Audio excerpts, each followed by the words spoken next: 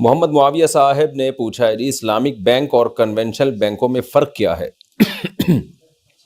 کہتے ہیں جی Islamic bank کیسے کام کرتے ہیں دوسرے بینکوں میں اور ان میں کیا فرق ہے؟ ہم جب کسی سے سودی بینک کے خلاف بات کرتے ہیں تو وہ آگے سے کہتے ہیں کہ یہ اسلامی بینک بھی تو سودی ہی ہیں،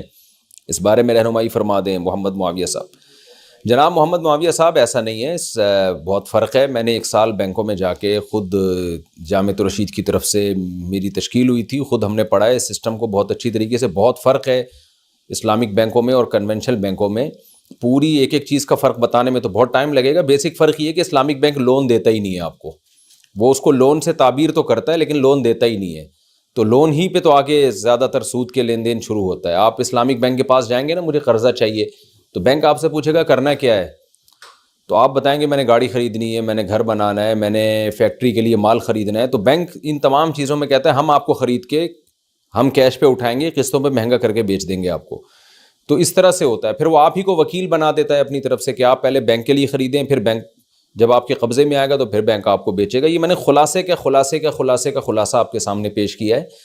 تو یہ سمجھانے کے لیے کہ بہت بڑا فرق یہ ہے کہ اسلامک بینک لون نہیں دیتا، نام اس کو لون کا دے گا لیکن العبرۃ للمعانی لا للالفاظ۔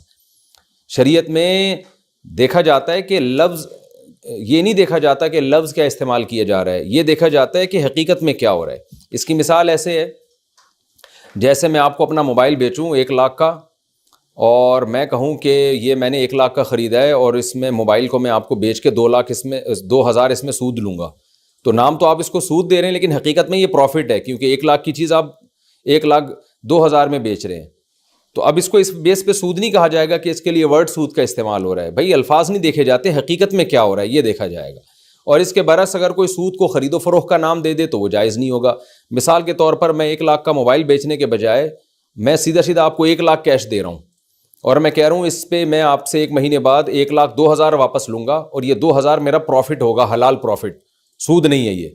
تو اس کو آپ حلال پروفٹ کا نام دیں گے لیکن یہ ہوگا سود ہی۔ تو شریعت الفاظ کو نہیں دیکھتی، شریعت دیکھتی ہے کہ حقیقت میں کیا ہو رہا ہے، خاص طور پہ خرید و فروخت کے معاملات میں۔ تو اسلامک بینک اکثر ٹرمز وہی یوز کرتے ہیں جو کنونشنل بینک کر رہے ہوتے ہیں، اس لیے لوگوں کو دھوکہ ہوتا ہے، لیکن حقیقت میں معاملات میں بہت فرق ہوتا ہے۔